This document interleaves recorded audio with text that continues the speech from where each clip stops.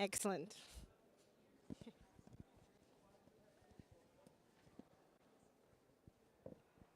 Good morning, everyone. I think missing batteries in your microphone is the equivalent of being on mute on Zoom and speaking. So glad we got this problem in hybrid as well. Channel 4. Good morning, everyone, once again. I'm Anda Bologa. I'm with the Center for European Policy Analysis, moderating this panel today. Thank you so much for joining. You made the right decision despite the fierce competition today. Our goal is to have a serious policy discussion on a very important topic, but at the same time, kickstart this day with the right energy. Thank you so much for joining again. I will introduce now our distinguished panel and the keynote speaker. We have with us today Christophe Arnaud, the EU ambassador to Saudi Arabia. He will set the stage for our conversation today, and he has seen a lot in his long career as a diplomat, and he knows very well that diplomacy, much like technology, is about bringing people together. And this is what we're trying to do today with this panel. Next, we have Minister Emma Theophilus. She's the Namibian Minister for ICT, and she is a bit of a rock star of this conference. With everyone that I spoke mentioned her. It's extremely impressive. She's one of the youngest ministers in the world, and she also shows with her work that leadership is about determination and vision. Thank you so much for joining us today. Next, we have Ambassador Roy Eriksson. He's the Global Gateway Ambassador from Finland. And we talk a lot about building bridges at this conference, and we use it as a metaphor, but Ambassador Eriksson is here to remind you that the Global Gateway Initiative is doing it quite literally, and he will tell us more about it and tell how those projects are also open to everyone, including women. Thank you so much for joining us. Next, we have Kedi Valba, Chair for Europe, D4D Hub, Private Sector Advisory Group, and CEO of Actors. She comes from Estonia, and as you probably all know in here, digitalization in Estonia is more than a buzzword. It's a way of life. And she's the one to tell us about how private sector and public sector come together and how ideas come into action. Thank you so much for joining us. Next, we have Radka Sibile. She's the Digital Affairs Advisor at the EU delegation to the UN in Geneva. And I think each and every one of you that interacted with the UN know how overwhelming this interaction can be with such a massive organization. But luckily, we have Radka here, and she can make complex things seem simple and clear. So thank you so much for joining us and tell us more about how the EU there tries to turn commitments into real world change for women. Thank you so much. Next, we have Ravin Rizgar. She's the founder and director of Suli Innovation House. She is not only talking about innovation, she's building it. She's extremely impressive, and she will talk to us about the initiatives that bring technology to women in the MENA region. Next, we have Valeria Betancourt. She's the Programs Manager, Association for Progressive Communication. And she will tell us how the magic happens at the community-led initiatives and innovation. Very much looking forward to hear about that. Our session will deal with data, women, and inclusivity, and we hear a lot about the digital divide at this conference and at other conferences, and it's important to remember that it's not just about who gets online, but also who gets seen and how gets opportunities, because algorithms that are trained on biased data, for instance, are showing higher paying jobs ads to men rather than to women, and the facial recognition systems that are flawed disproportionately fail women of color. And these are just a few examples, but I'm sure we will kickstart a very robust and interesting conversation today, and understand that these aren't just glitches, they're just symptoms of deeper inequalities. But that being said, I'll leave it to the panel, and first and foremost, I welcome to the stage our keynote speaker. Ambassador, the floor is yours.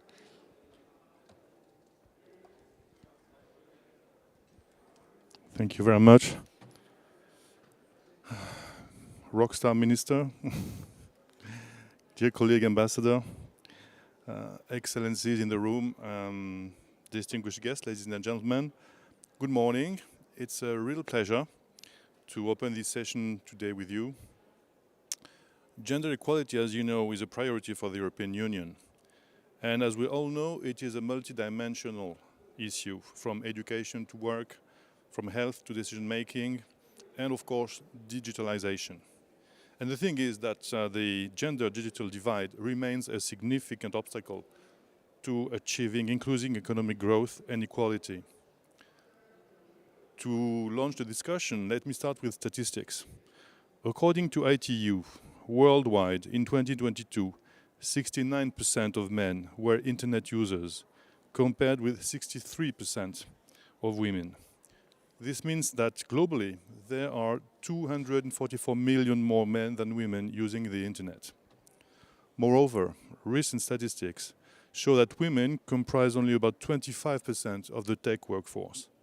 This disparity is even bigger in leadership positions, where women hold only 11% of executive roles. In a nutshell, the digital gender gap, despite progress, persists, and closing it by investing in women is not only fair, it's also the smart thing to do.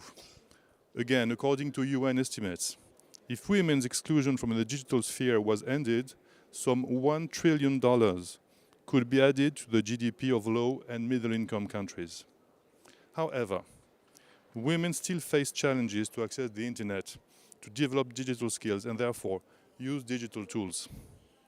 This is also why gender equality is a core ambition for the European Union. Women are agents of development and change. First, the EU has adopted the Gender Action Plan, now in its third edition, to promote gender equality and women's empowerment. In particular, the plan states that 85% of all new actions in external relations of the EU will contribute to gender equality. As regards digitalization specifically, it promotes equal access and participation in shaping the digital landscape, from policy framework to infrastructure, from development of skills to financial access. Second, the EU Global Gateway Strategy. It aims to accelerate the twin green and digital transitions with partner countries. It promotes a human-centric and inclusive model of digitalization. Its ambitious targets can only be met by acting together in a Team Europe approach with the member states of the European Union and other stakeholders in the spirit of this conference here at the IGF.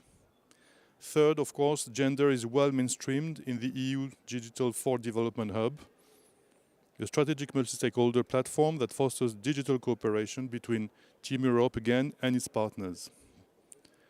Amongst others, the D4D Hub aims to ensure women and girls are a privileged target of our digital development cooperation. In the framework of this working group, we, together with member states, focus our attention on the skills women need to take leadership positions in digital and on fighting cyber violence, among other things. Today, we have put together an inspiring panel representing all sectors, public, private, civil society, where men are a visible minority, obviously. Good luck. Coming from around the globe. They will share with us best practices, lessons learned, and success stories. We definitely want to work together on recommendations to move forward.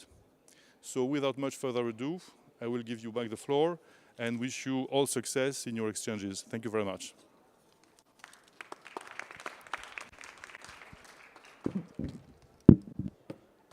Thank you so much, Ambassador.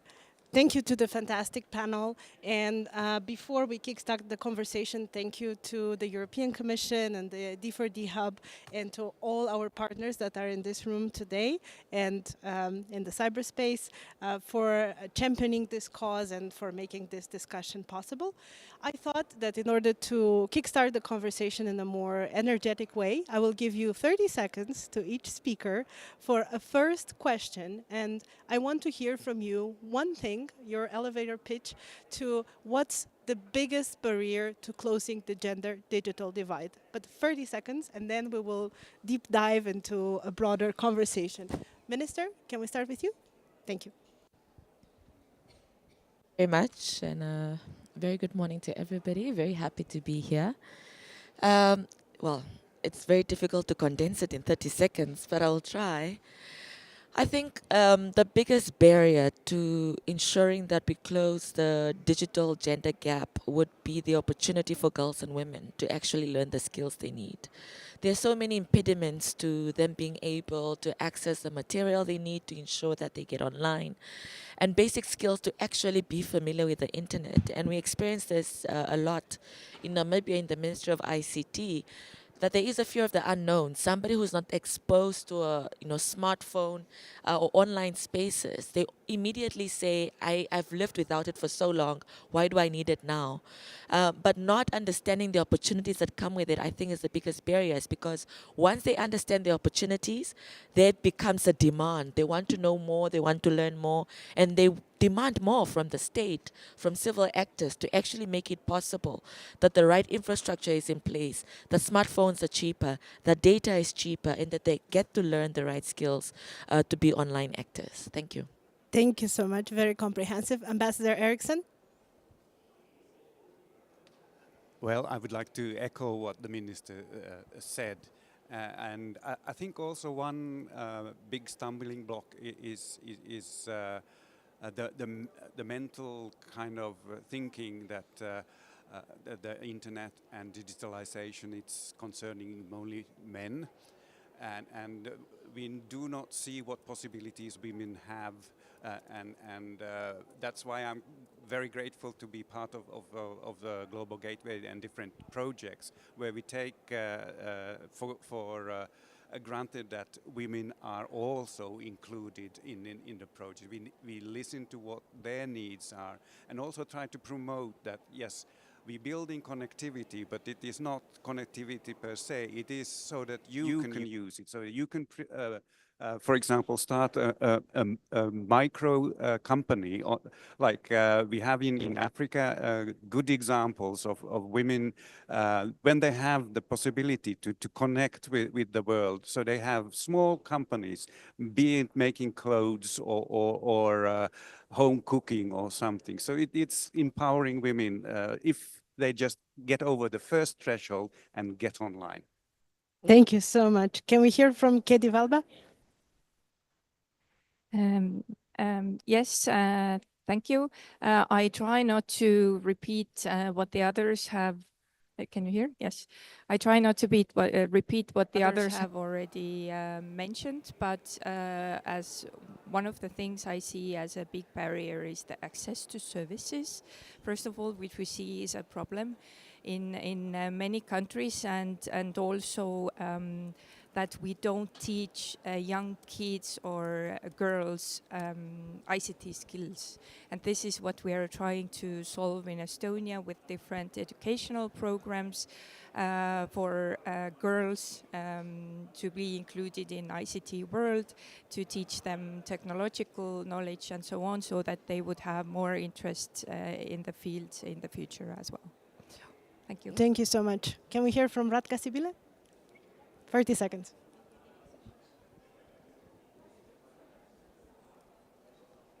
Is it now on? Okay, thank you. Thank you so much. Good morning. I think one of the issues, I totally agree with all that has been said. And one of the issues that I would add is the lack of women at the decision-making and policy-making tables. I mean, here we have a fantastic panel, which is very pro-women, but this is still very much an exception and not a rule. And especially in the tech force, the situation looks a whole lot different when you talk about technologies. And so I think we need more women at the table when these decisions are made, so that they already contain from the beginning the gender lens and the considerations of how they will impact women and all genders. Thank you. Thank you so much. Can we hear from Ravin Rizkar? The floor is yours. Yeah, good morning, everyone. Good to be here with you. Um, so, in terms of working closely with women, I would say it's about trust because tech force is quite dominated by men, and when it comes to women trying to find a place in the digital economy and trying to work and find employment opportunities, there's no trust between the private sector or the companies in the capacity of women in that area. That's why, despite taking, upscaling in that sector, they would still have lower opportunity of finding employment opportunities. That's why they think that, okay, why would I learn this if I'm not gonna find a job with it, if I'm not gonna make it to the market? So we need to try to push and build that trust among the private sector companies, that women can also be in positions where they can actually success in the digital economy. Yeah. Thank you so much. And to close this round of the first question, can we hear from Valeria Betancourt, please? Thank Thank you you. very much. I hope you can hear me. Obviously, I agree with everything that has been said, but in the context of Latin America and the Caribbean, which is still the most unequal region in the planet, I think the main barrier has to do with a real recognition that the gender digital divide is just an expression of persistent structural oppression and exclusion and discrimination. And I think the fact that this is not taken into account in the development of digital policies is still posing different type of barriers that do not address the fact that the use of technology and technology itself has very differential impact in women and girls and non-conforming people. So unless there is that recognition and digital policies are developed with that in mind, then I think the barriers will persist. Thank you so much. From this first and very quick round, what I heard, a key word would be skills. Understand the opportunity and have access to services. I heard skills again, so that's a very, very important part of it. Of course, the lack of women at the decision-making table, trust, cultivating trust, and structural oppression, which is a very big issue that is embedded in many other aspects that we will be discussing today.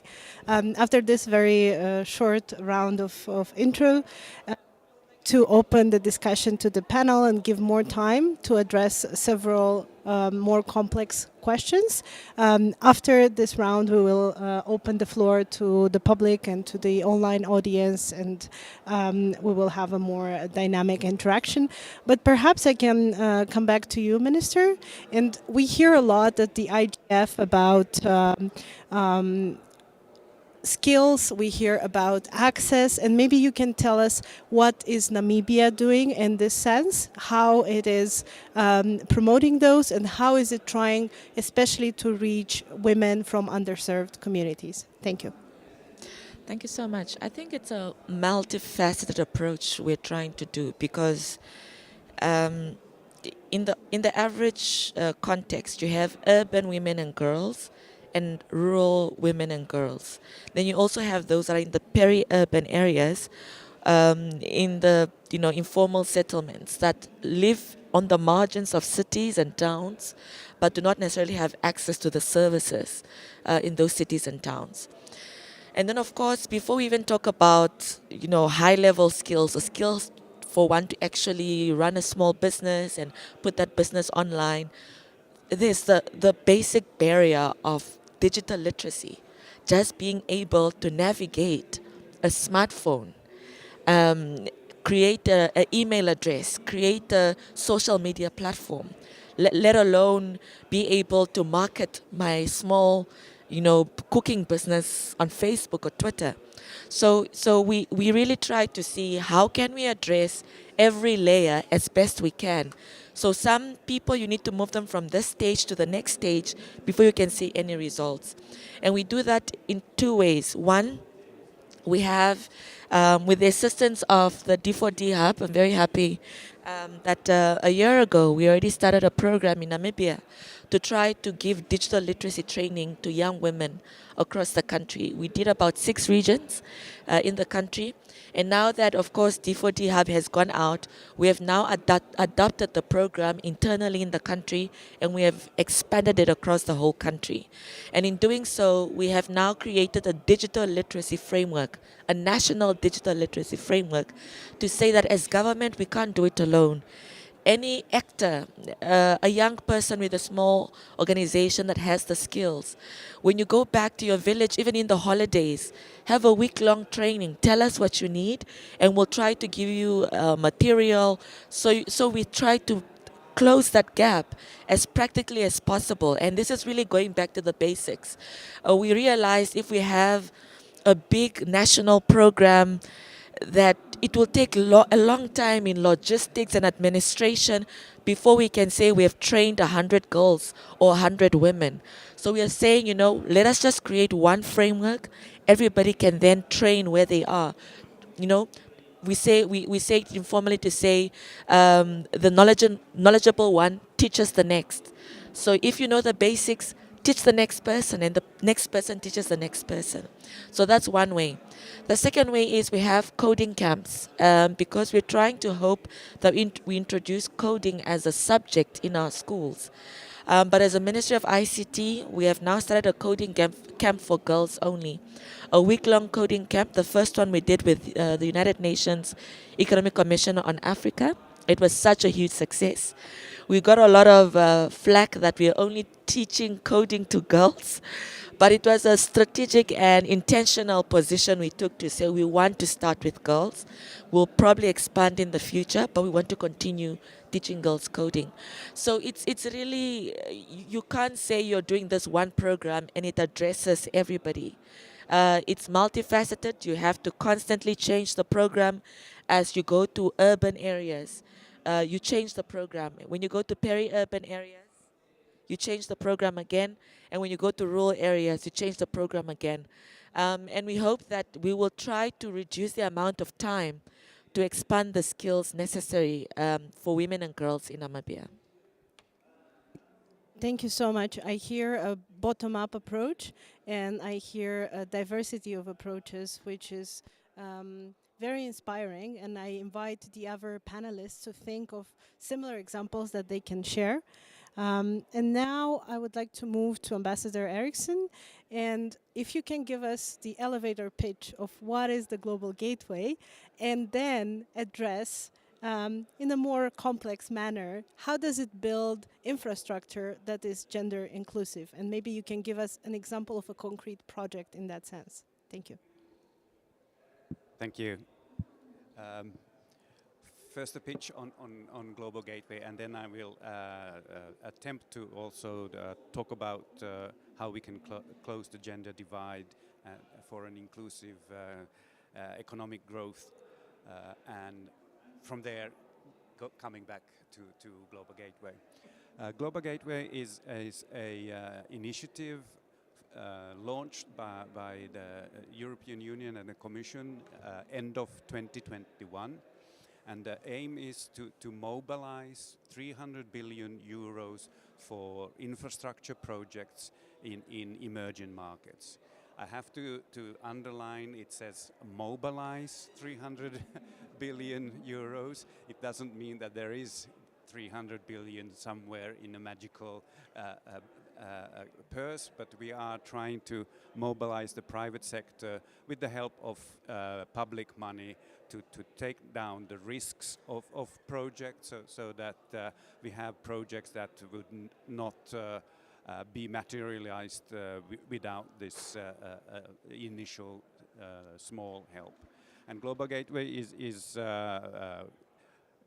considering investments in 5 different sectors, digital being one of them, then education, health, climate and renewable energy, and logistics. And for Finland, we want to participate in projects mainly in digitalization, but also education and in lesser mode also on climate and renewable energy. But coming back to the topic, first, of course, I'd like to thank the organizers for giving me the opportunity to take the floor, because this is an important forum that tackles very pertinent issues. Technology has emerged as a key question for global development, including inclusive economic growth. The issue of digital divide is very important, as 2.6 billion people globally still have no access to the internet. But why is this an issue? It's because digital data flows in cyberspace and data is the new oil of the future. If you allow this kind of comparison, yeah. Our modern societies, especially urban ones, are more and more relying on the use of digital information. And with access to data, people can improve their lives. The digital transformation presents us with a wealth of opportunities that we need to grasp. At the same time, it presents us challenges that we need to act on, such as gender divide. As we move towards a more connected future, closing this gender gap is crucial for ensuring inclusive growth and empowering women and girls to unlock their full potential. With growing threats to peace and security, we need to make sure technology is a force for good and not used to amplify conflicts and create further instability and division globally. The UN and its stakeholders will have a key role in making sure we have the tools to manage this process in the years ahead. The Global Digital Compact provides an important framework for enhancing multilateral and multi-stakeholder cooperation for bridging the gender digital divide and enhancing the rights of all women and girls in the digital world. Finland took part actively in the Global Digital Compact negotiations, stressing priorities such as human rights, improving digital connectivity, governing emerging technology, and addressing the gender digital divide, and investing in education and digital skills. Finland underlines a multi-stakeholder approach in the implementation of the compact. My government sees technology as a key issue for our foreign and security policy. We have a strong focus on digital development in our foreign policy, including increased attention to private sector solutions and investments. We are committed to work internationally for digital development that is fair, inclusive, and sustainable, with respect for human rights and gender equality. We are pleased that our priorities, including addressing the gender digital divide, are being extensively covered within the ongoing IGF. Globally, we are far from reaching the target of universal connectivity as set out by the Agenda 2030. Despite good initiatives and concrete actions, a lot remains to be done in order to tackle this challenge. The Global Digital Compact calls for more cooperation to close the persistent digital divides, especially in remote and underserved areas. In this regard, I want to highlight the need to mobilize more private investments and capital to meet these needs. Without adequate infrastructure in place, the potential of digitalizations remains locked in. And we, Finland, stand ready to contribute to this process. If the time allows, I would like to share with you some concrete examples of our work towards closing the gender divide. As a co-leader of UN's Generation Equality Action Coalition on Technology and Innovation for Gender Equality, we emphasize the pivotal role of digital technologies. For the opportunities of technology to be delivered, women and girls must have equal and safe and quality access to digital technologies, as well as the necessary digital skills. Only by having the whole nation, that is women and girls, along men, on board digitally, can the digital economy reach its full potential. Finland has a decades-long tradition in promoting the rights of women and girls in its foreign and development policy. We believe that the multi-stakeholder cooperation is key to achieve this, including engaging the private sector. For instance, through FinFund, Finland's development financer and impact investor, we invest in technology companies that are committed to advancing gender equality in Africa. Finland funds also various civil society organizations globally. With Finland's support, civil societies, for example, enhancing digital safety of women, human rights defenders, and digital literacy of women and girls. Through the cooperation with UN organizations, Finland supports, for example, the creation of technology harnessing decent work opportunities for women in Tunisia and Morocco. We are also partnering with UNICEF to develop virtual safe spaces for women and girls at risk. And then coming to the EU's Digital for Development Hub, or D4D hub, Finland, alongside other European Union member states and the European Commission, is enhancing digital partnerships globally. This includes boosting joint investments between the EU and partner countries. The D4D Hub's ambition to contribute to reducing digital divides includes also gender digital divides. Finland takes, for example, part in the Team Europe initiative in Africa, including the Regional Data Governance in Africa initiative. We do not only build physical connectivity, and especially underlining the importance to take connectivity to rural and underserved regions. But on top of that, soft infrastructure is as important. That means that we provide our partners with skills so that they can utilize the new technologies. And in this, especially a greater importance is given to take women and girls into the picture as well. In development aid, human rights and gender equality are cross-cutting and important themes, and all our projects should have some element of these issues. Lastly, I would like to underline our long-standing support to the IGF, as we are here. It is also doing a lot of work to promote the access of women and girls to the internet, and in that way, promoting our common objectives. In this context, I would like to encourage also other partners to step up their support to the IGF and the multi-stakeholder model of internet governance, which in essence contributes to closing the gender divide. I look forward to the discussion, and I'm happy to answer any questions you have, especially regarding Global Gateway. Thank you so much. Thank you so much, and thank you for inviting questions on the Global Gateway. I'll happily intervene in the next round and then open it to the public. And what we heard from you is the need for the private sector to step in. And I heard this in different forums, but often the private sector is sometimes seen as a stereotypical source of funding.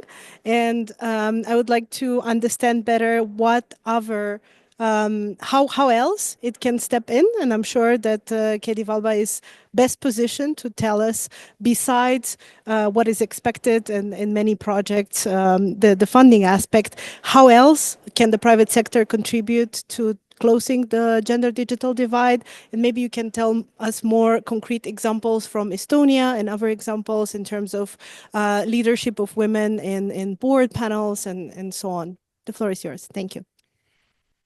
Yes. Estonia's history is interesting in that sense that we regained our independence in 1991, and this is when Estonia had to kind of invent what we're going to be or how we're going to develop. So we had very strong leadership, and our prime minister and president both were for the way of digitalization. So our journey began about 30 years ago already, and this was all collaboration between the private sector, public sector, and also including the academia. So Auctors, my company, is one of the two companies behind the creation of the Estonian National Data Exchange platform, X road that is also implemented in several other countries across the world, including Finland.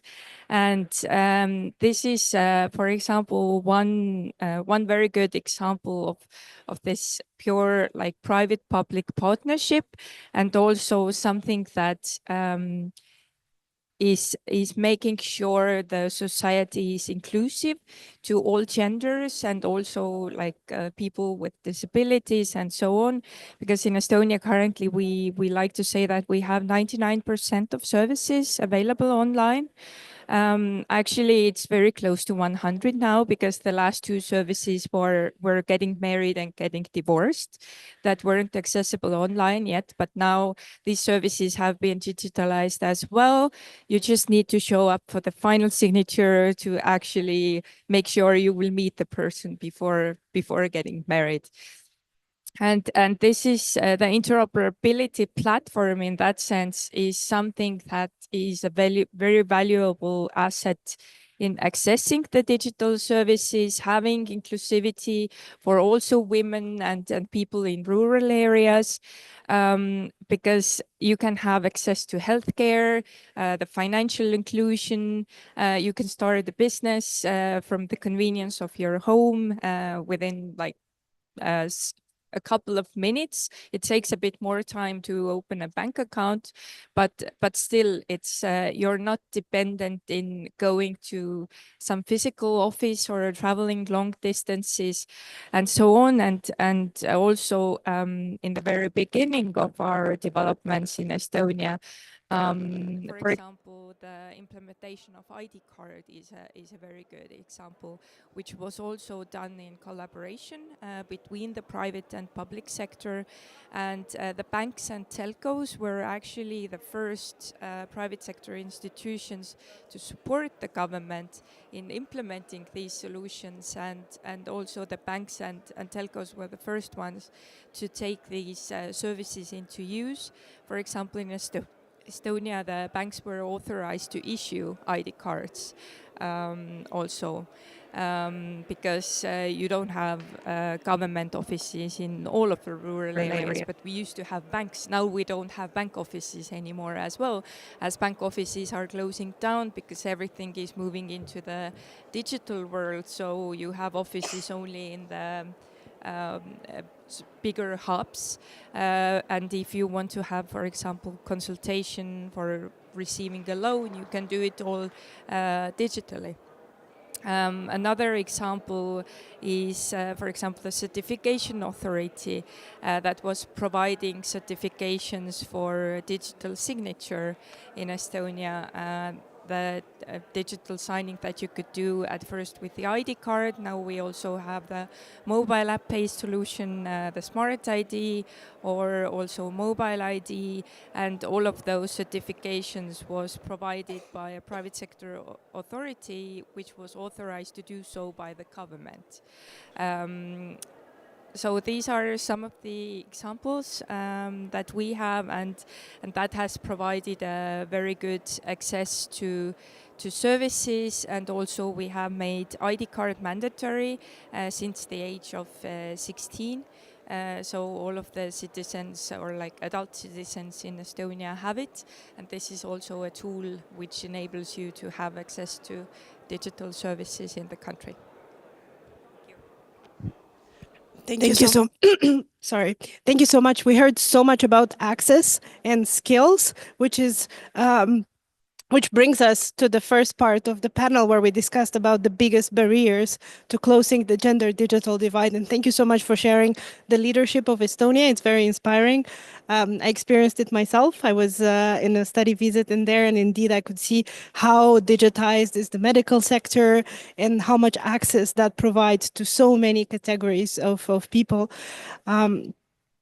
We talked about bottom up initiatives. We talked about very practical private sector, public sector initiatives. And now it's time to go back to a very high level, I'm afraid. Radka, I'm looking at you. EU Gender Action Plan was mentioned at the beginning of this conversation. I think it's important to also understand what are the higher and broader frameworks. So if you can give us the pitch for the EU Gender Action Plan in an understandable way, easy to grasp, and at the same time, how it interacts with the work of the UN, and how is EU at the UN working on gender? Thank you. Thank you so much. Yes, indeed. So the EU Gender Action Plan is already in its 3rd edition. It was launched in November 2020, and it's basically a very ambitious framework that binds the EU to mainstream gender and to promote gender equality and women's empowerment in all our actions, including externally in our cooperation with third countries, towards the UN, etc. So when it comes to digitalization sector, for instance, we use the Gender Action Plan of the EU to focus on digital skills of women and girls, also in partnership with third countries, as was mentioned, that this was important to promote access to, for instance, financial services, because when you want to launch a startup or any kind of digital platform, you would need some kind of capital at the beginning. And I was just, in that sense, looking at some statistics. And for instance, the women tech statistics are saying that unfortunately only 2.3% of women-led startups get venture capital funding. And I think that's also related to the trust issues that were raised here before, basically the prejudices that women cannot make it in the tech. So we're trying to address that also through our projects. And last but not least, we are also trying to promote the women entrepreneurship and the women digital literacy skills. One of the projects, for instance, that we have launched successfully is called Vamos Digital in Mozambique, which tries to promote digital skills and coding skills in high schools, and with a particular focus on women and girls. So again, this is the gender lens that we try to use in all our projects. So we do our projects, but we always try to look at how women and girls can participate in their projects and try to bring them to the table. When it comes to the UN, it's really, I'm grateful that you mentioned it, because the UN just agreed by consensus at international level, the Global Digital Compact, which was adopted by the General Assembly in September. And it has a very strong human rights-based approach to technology in general, basically saying that all our work on digital cooperation needs to be embedded in international human rights law. And in particular, it also mentions the gender equality and empowerment of women as one of the principles.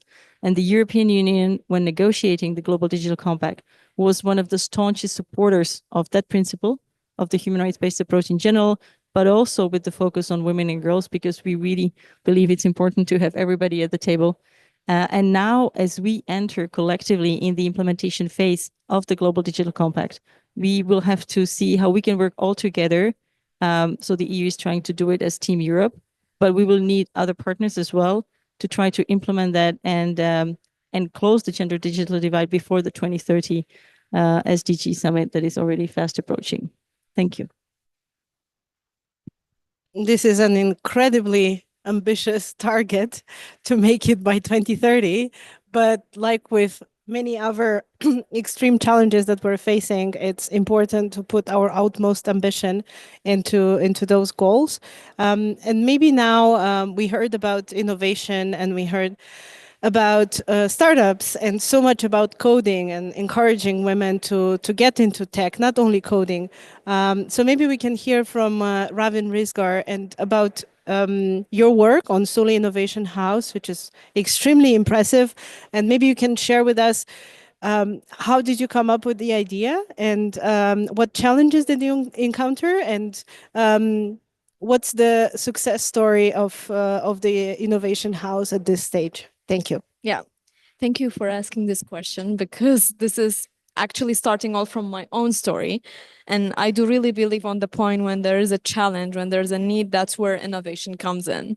I myself, once I graduated, like let's say as a top student on my class, studying manufacturing engineering and in the tech sector, I tried to find a job in my field, realizing that all the other male classmates found job in different factories, including international ones. And for me, it was just lots of rejection from lots of companies, including the one that they say that they are genderly inclusive, saying that, you know, the factory is all men, you cannot make it, we're afraid, you know, you have the skill, but we are afraid that it would be difficult for you to work within an area that you cannot find other females. It was very disappointing because I believed my skills and I was like very ambitious, wanting to find job.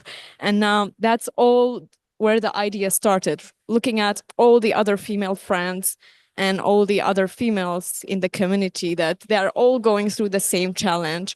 So I actually wanted to build a home where we can share our stories, where we can talk about the challenge that we are facing, even the ones that they had job, they're on daily basis being discriminated, or they're being somehow not compared to the guys where they're working in the private sector and facing many different problems, or they're being given jobs where it's not matching their qualification just because of being a female and they want to get some income, they're forced to do that job. So that's where the idea started. And I am really thankful to all the companies that they reject me, because they are the reason where I am now. You know, founding Suli Innovation House and running it for around 3 years now, and trying to do capacity building with another 600 women, which I see like right now, more than 300 of them, they found job, and they are, some of them, that they have their own startup. So I'm very thankful to them. And at the same time, right now, they're sponsoring the programs that we are running, which is very impressive, like making them to come and support programs that is supporting other women. So that's the story. And in terms of numbers, as Suli Innovation House, as I mentioned, only females through one of our program, which is targeting women only, called Leading Women.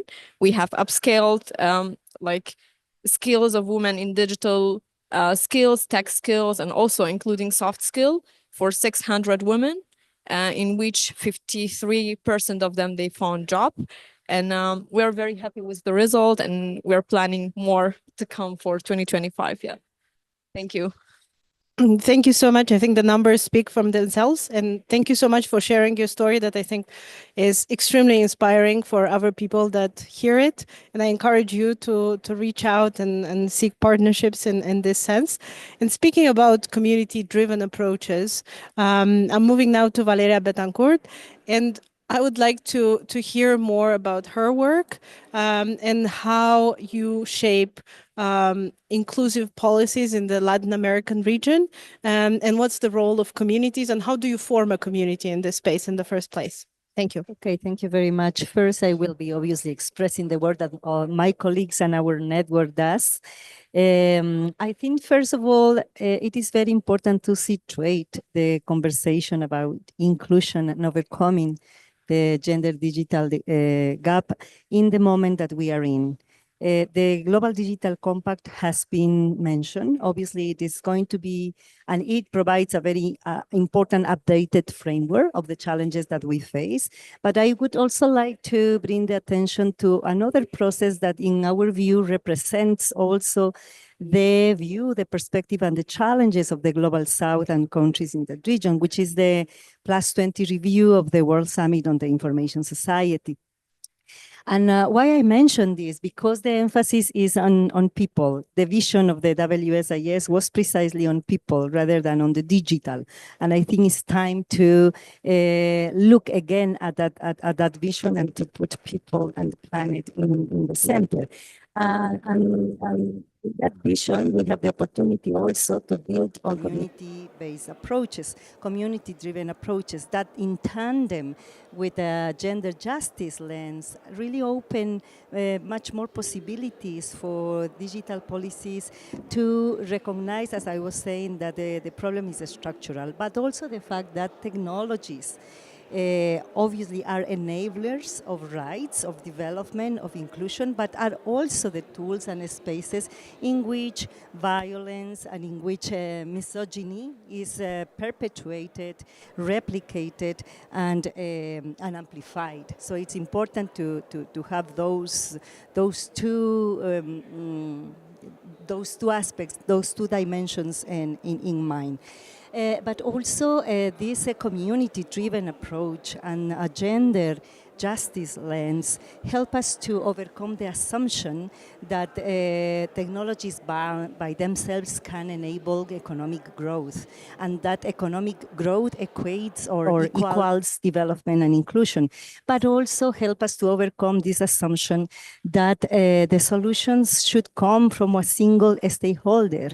While what we have seen in the practice is that only through meaningful, effective collaboration and alliances and partnerships between the public sector, the private sector, the academia, the civil society organizations, and the communities as central actors, we can actually respond to the particular way in which communities, in which women and girls and non-conforming people experience technology. So I really want to highlight the fact that these bottom-up approaches with the communities at the center are also the way in which these alliances can really respond to meet particular challenges. So in that, there are several examples on how we can place this gender justice and community-driven approach in the core of the interventions oriented to bridge the digital gap. For instance, there are several experiences about women's circles that are part of the decision-making bodies, but also decision in relation to how the technology is designed, not only the governance of the technologies, but also how the technologies are developed and designed in the first place. So sound and solid methodologies to really incorporate those approaches since the beginning, because that's the only way in which these bottom-up approaches can respond to specific realities and needs if we want to narrow the digital divide.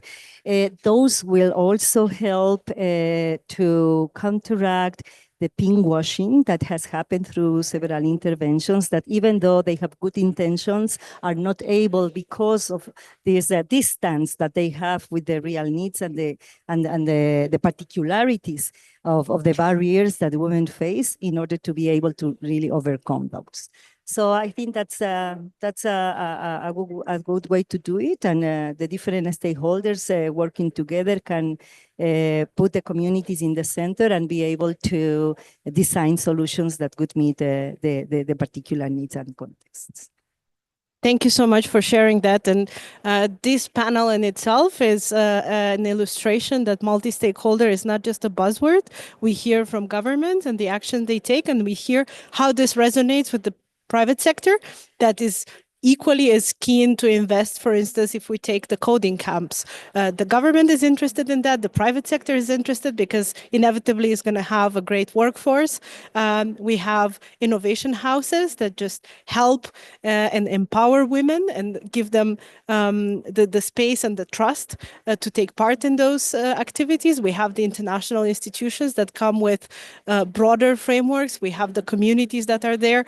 So that's a very beautiful illustration of how this multi-stakeholderism works in practice, and is more tangible that often the words and in high-level documents make it seem. So that being said, thank you so much to our public. You've been very patient and very interested. And now maybe I'll give the floor to Ambassador Erickson for a moment, and then I'll open it to the audience in the room and online. Thank you. Thank you. Just a quick comment, listening to this very esteemed panel. One thing that I think is important is for women to have role models, because I know a person, a woman in Finland with a similar background than what you mentioned. She couldn't get a job in tech sectors, and she was frustrated about it. And she started a movement called Chicks Can Code. And she has organized these workshops, and not knowing is there any demand for that, if there would be anybody who would be interested. So she started small, and the house was full. And then, okay, well, let's have another one.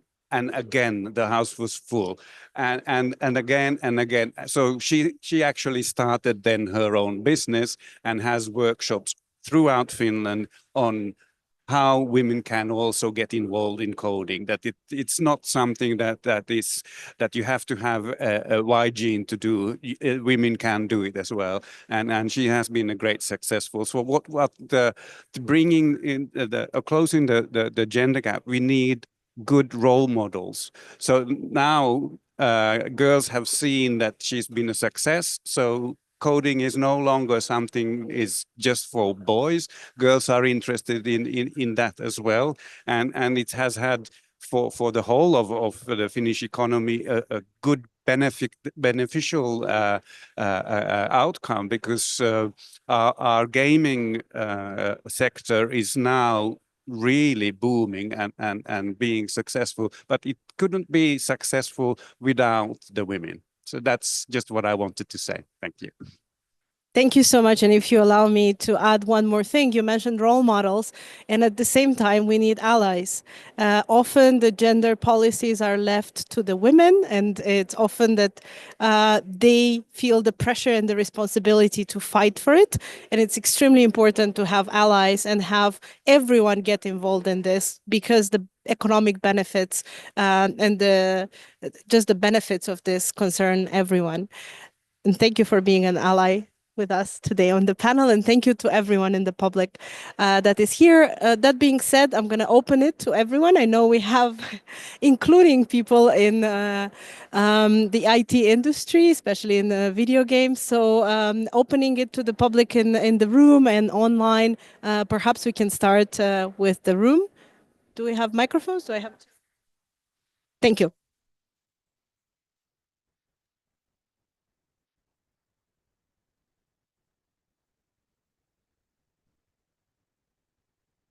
Thank you, and Excellency, I feel called up to say a few words, because actually we would also want to continue on this amazing discussion, and I have more even inspiration for our upcoming meeting, because today at 15:45, as the World Intellectual Property Organization, we're the UN agency helping the innovators and creators, we will continue on with women in games and apps, innovation, creativity, intellectual property, where we will also have host role models from the industry leaders, but as well as try to highlight one of the important skills that is important in entrepreneurship, in games and apps, is also the understanding and how to manage your creativity and innovation. And that is done through the intellectual property system and the IP tools that we are also trying to highlight and raise awareness and educate about.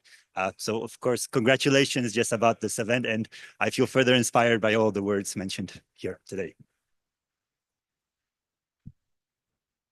Thank you so much. We see synergies not only in between the speakers of the panel, but also the events today. So that's amazing. Thank you so much, sir. The floor is yours.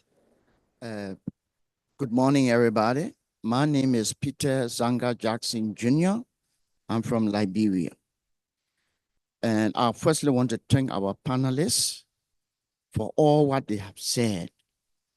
But in our intro, during the intro, one of them said that the tech force is dominated by men. The question is why the tech force is dominated by men? Are men stopping women from getting involved? Is it a behavior of a women to not get involved?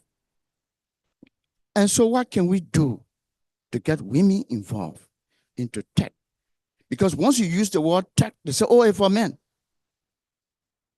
Anytime, and even in schools, when you talk about the sciences, the physics, the mathematics, they say, oh, it's for men. And so you have limited women participation into technology. Now the challenge is back to them. They need to work on that niche behavior of not getting involved. I believe the more women are involved into technology, the tech, they will be heard. Okay, they will not be marginalized. Things will go the way we all expect it to go. And so I put it to them, what can they do to work on the minds of our girls to get involved? What can they do? This is my question. Thank you so much. Perhaps taking another intervention, and then I'll bring the question back to the panel. Thank you so much. I have a question and a comment together. My name is Damilare Oyedele. I work with Library Aid Africa. My comment on the question is about empowering women and young girls with digital skills and literacy skills to explore the economic benefits of digital economy, right? And there's a huge potential here to leverage libraries as key partners and access points for digital literacy skills and empowerment, because libraries have already existing library staff, infrastructure, and space to deliver these trainings. And this is something we have done before prior. In particular, we did this also in Namibia through one of our projects where one of our fellows trained young women in our community on digital literacy skills. Okay, not just that, also empowering librarians and libraries with the skills and infrastructure to deliver this training. Now that we're trying to scale up this intervention and engagement to build more collaborative libraries, I'm curious to know from the panelists here in the context of what are the pathways here to engage libraries in your plans and collaborative engagement to scale digital skills development and empowerment for women and young girls? Thank you. Thank you so much. An excellent question. Another intervention, please, and then we move to the panel. Thank you. My name is Catherine Muma. I'm a senator from Kenya, and just want to commend the panel. I think I enjoyed every presentation, acknowledging that world over, we are more as women, but we are not as present as we ought to be. And the tech world has run way ahead and left women behind. That is something we need to acknowledge, that it has helped to visualize the actual patriarchal concerns that are in societies across the world. I found the solutions you're giving very, very practical. I think I'll speak to you, Honorable Minister, from Namibia. What you're doing can happen in Kenya, can happen in Uganda. The many proposals you're suggesting. By the way, my daughter is an engineer and she's just frustrated in some company going through exactly what you're saying. She's there, she has capability, but the men won't trust her to do this. So I'll be happy to just engage with you and back to Kenya. I will take it back to the Kenyan women's movement to see how we can engage further and help get more women on board. Thank you very much. Thank you so much for this round. We'll bring it back to the panel, and then we'll open it again to the floor. And on top of everything that was said, I also encourage you to approach Ambassador Erickson and talk about Global Gateway and the type of projects that can be financed and the type of projects that can be created under the Global Gateway umbrella. But bringing us back to the first question about how women can get involved and what women must do, perhaps I'll give the floor to Valeria Betancourt to give us maybe, since you have the vision at the community level, you can give us a few clear examples on how to approach and perhaps frame this question. Thank you. Absolutely. Thank you very much. First, I think we have to understand what my colleagues of the panel have been saying. The intervention have to be multidimensional and multifaceted.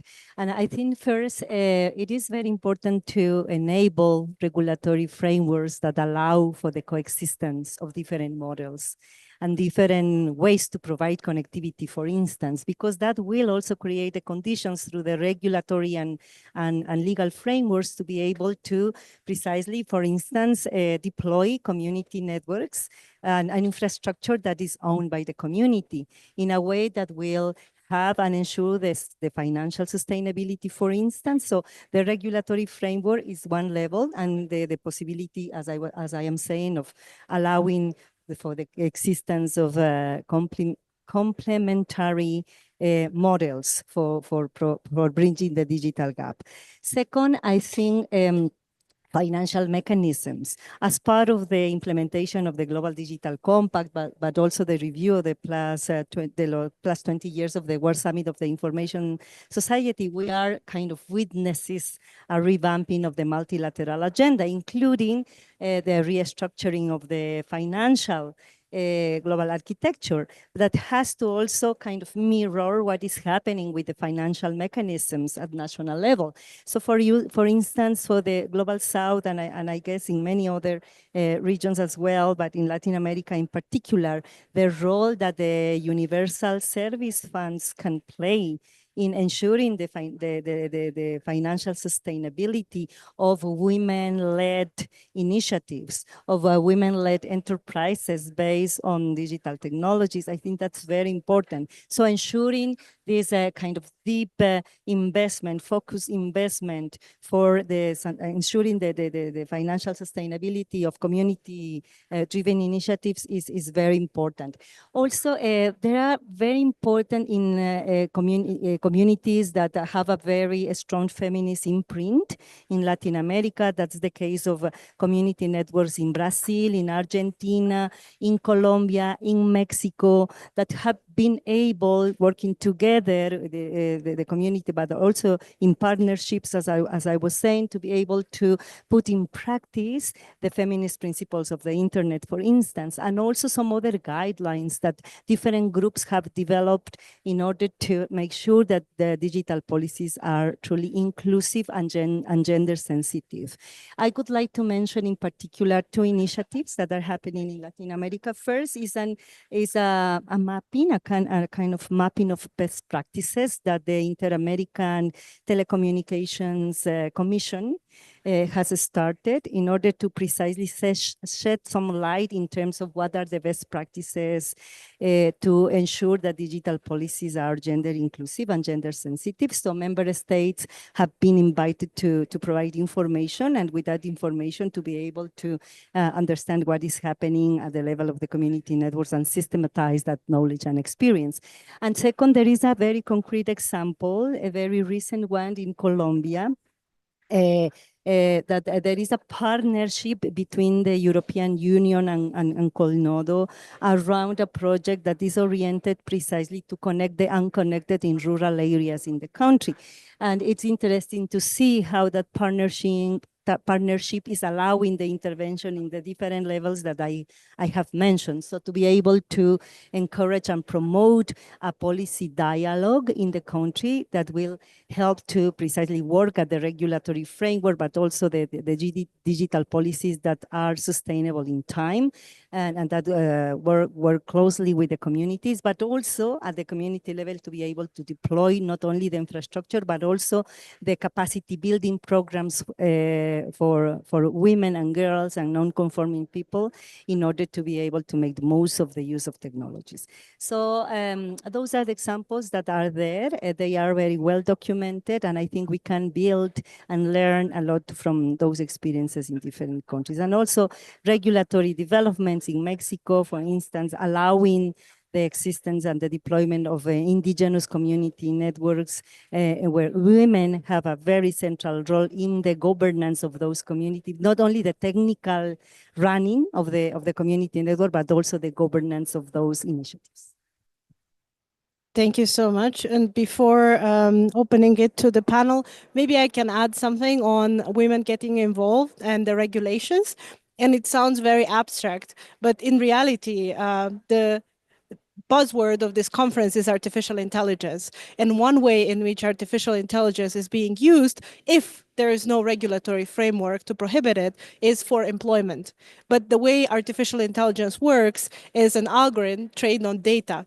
And if historically this type of jobs, particularly jobs in tech, higher paid, were given just to men, then the algorithm, when it will look through the CVs, it will just take out the best CVs of men.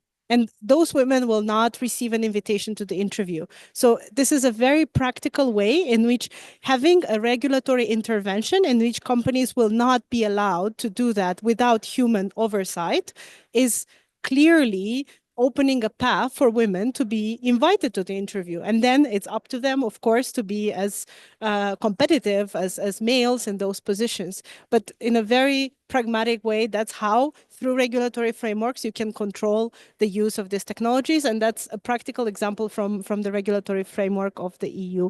But going back to the panel, we heard two questions. If anyone would like to address the first one and speak about libraries, please. Thank you. I also wanted to add something to the first question, and I know it will prolong it because she has really adequately handled it. But I think the reality of the fact is there are religious, cultural barriers to girls even thinking of going into a technical field.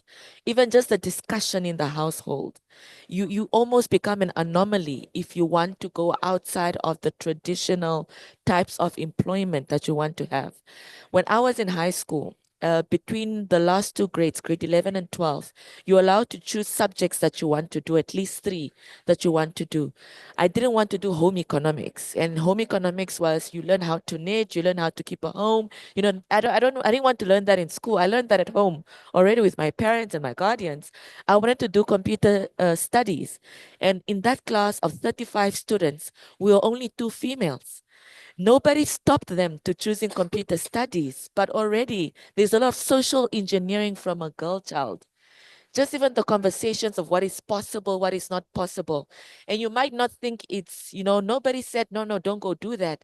But it becomes subconscious without you as the person not knowing, and even the people around you not knowing that they're socially engineering you not to take some of these career paths that are not primarily geared towards girls. So I think it's a serious conversation we need to have, because before a child decides that at university, I'm going to choose this particular career, somebody should have been in their ear for years and years on end, telling them what is possible for them and what is not possible for them. So it's silent. It's not out there, but it's what is impacting the performance of girls to get into science and tech. And even in the workplace, there's social engineering, a lot of intimidation. Being a young a young junior officer and wanting to be an executive, and already the environment is telling you that you might not succeed, even make it to the interview. And I can liken this to women in politics, women in business. It's the same thing, just in different sectors. It's the same thing happening all across. Patriarchy showing up in various ways. So I just wanted to add onto that response of the question. On the libraries question, I think in our model in Namibia, we've realized that every standing asset is an opportunity for us to do the training. So we use libraries and as a place where we can give computer literacy training, the basics, how to switch on a computer, how to type your CV, how to print.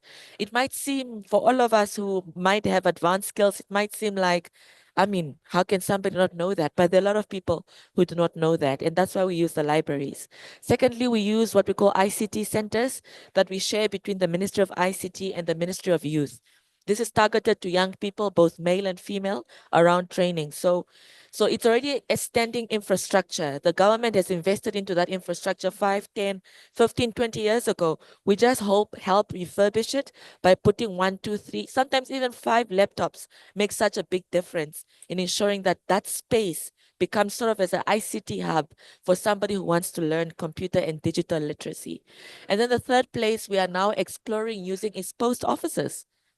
So we have post offices almost everywhere in the country, even in the most rural parts of the country. People get mail because that's the infrastructure that was invested in a few years back. So we're now trying to see how can we ensure at least every post office has a computer or laptop for the community to learn how to use, online spaces and impart digital literacy skills. And we almost anticipate that will have an even bigger impact to train more women and girls in using computers and using smartphones as a way to ensure that they get the literacy skills. So every standing infrastructure is an opportunity to train, an opportunity to impart skills. It's just how policymakers, community actors, private sector come together to use that space to impart those necessary skills. And I can almost, and I've challenged our private sector to say by the year 2030, no person, young and old, should not have basic digital literacy skills in the Namibian nation. We're only 3 million people. So I can almost believe that by 2030, every citizen must at least know how to use a laptop, must at least know how to use a smartphone to run something, to have an email, to be able to put their business online, how to navigate websites, how to apply for a job online. The basic skills to get somebody from level 0 to level 1 or 2 and 3. And we don't want to take that for granted. We don't want that divide to grow bigger. We want to close the gap around digital literacy skills, whether from a gender lens or any other lens possible in the country. Thank you. Thank you so much for your answer. Please.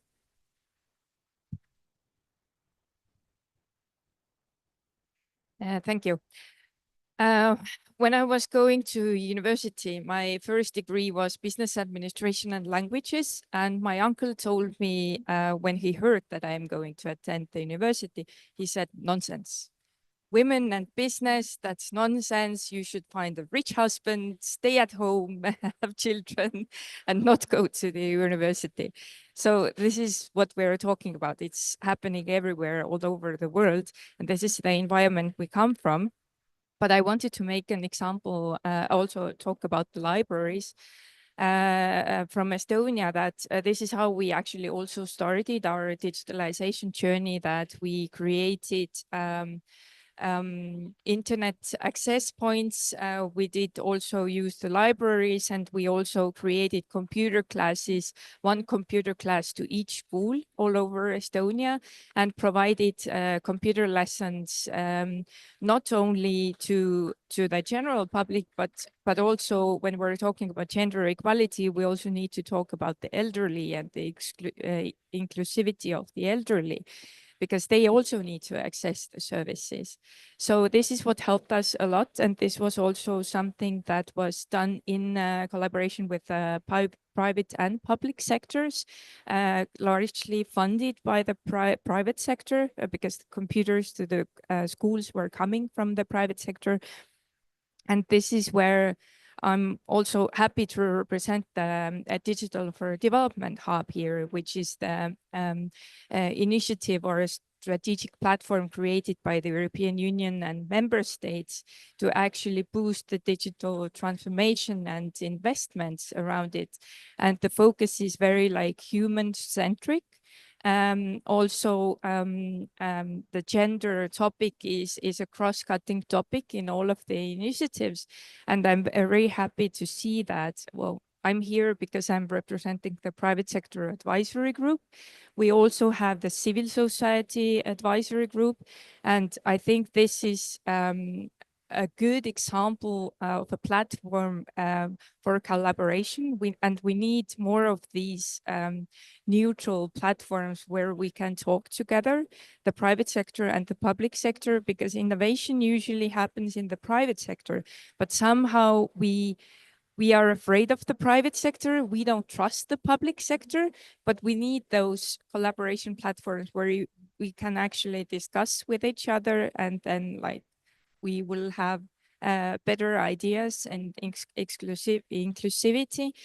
And also one of my thoughts that I wanted to add here is that we need to, we have heard the topic of women having difficulties into entering the job market and tech field and so on. So what we need to do is to boost or encourage the women entrepreneurship, to have more women founders, women CEOs, and like this innovation hub that we have, because women are more eager to take women on board. And this is also what I have seen and mentored young girls a lot, that when they're ending up in a very like men-focused company, then they struggle a lot and they have a lot of issues. As quite a lot they're seen as an assistant just bringing coffee. So we need to boost women entrepreneurship, and that will also something that will make a change. Thank you.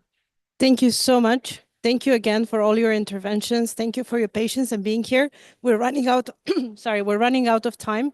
So unfortunately, we have one last intervention from each panelist. I'll start with the other worder from which I started, and I will ask you to think of one key insight that you got from this panel and try to perhaps frame it as a call to action. And I will start with Valeria Betancourt, please. A call to action. Oh, sorry. Can you hear me? Yes, a call to action. 30 seconds, please.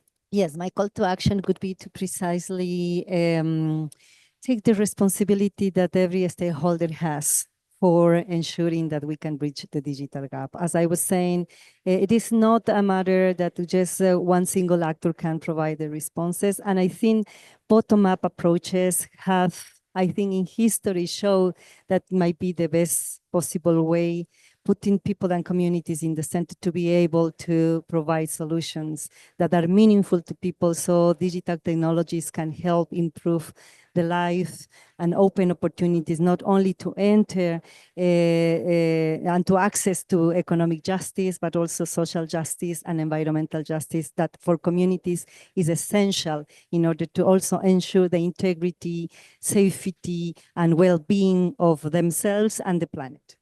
Thank you so much. Maybe we can move to Katie Valba in the interest of passing the microphone around. Thank you. Yes, thank you. We have heard a lot of good thoughts here today, and I would just like the conversation to continue in that sense, that it would not only remain a conversation, but we have also very concrete actions following. And under the D4D Hub initiative, this is something where we're looking into very seriously, as it's gender equality is one of the aspects that's included in every project. So thank you so much. Ambassador Eriksson, 30 seconds. 30 seconds, yes, take action, not just talking about bridging the digital divide and empowering women. When we are doing a project, we really need to look into that it is also benefiting women, that everybody is on board. Thank you. Minister? If all of us at the IGF, it means that we have a role to play in our communities. We are respectable people. They're people who value us. So everywhere you go, let it be a church, in your community, at a family gathering, at a wedding, encourage the young girls to take up STEM fields, encourage them to, go above and beyond the normal norm, encourage them to explore job careers, study careers in the tech field, because your word could actually be an encouragement for that young girl or that young woman to actually want to consider something like that. So let's not take words for granted. They go a long way in encouraging people to take up careers that otherwise are against the normal norms. Thank you. Thank you so much. Radka Sibila, 30 seconds. Thank you so much. So my call for action would be to make the online space safe and respectful of human rights, just like they should be respected offline. Because if it's not safe, even if you then bring and connect all those that are unconnected today, including women, they will be dissuaded in using the online space if it's full of harassment, hate speech, misogyny. So the human rights online should be protected as they are offline. Thank you. Thank you so much. Ravin Rizkar? You've seen like other stories like mine happening in Finland and other areas of the world is like quite making us all to work on empower. So we have to empower women and continue this in every part of the world. And please, if you have a friend, a family member that's female and trying to start something, either a startup or a community initiative, just show support. Even if it's just few words of encouragement, that would be really appreciated. So just keep supporting. Thank you. Thank you so much. Thank you to the wonderful public today and the panelists. And I encourage you to go to them, speak up, and look for partnerships and multi-stakeholder perspectives. Thank you.